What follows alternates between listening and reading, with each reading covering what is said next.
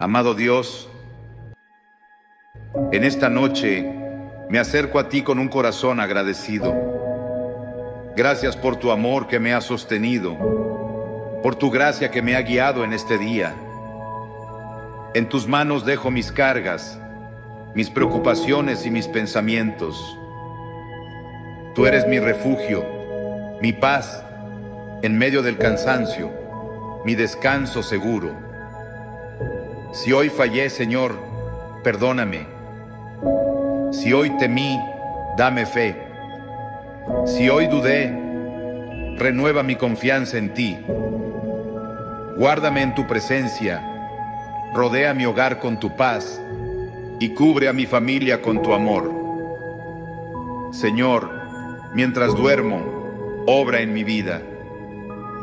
Restaura mis fuerzas, sana mi corazón y prepara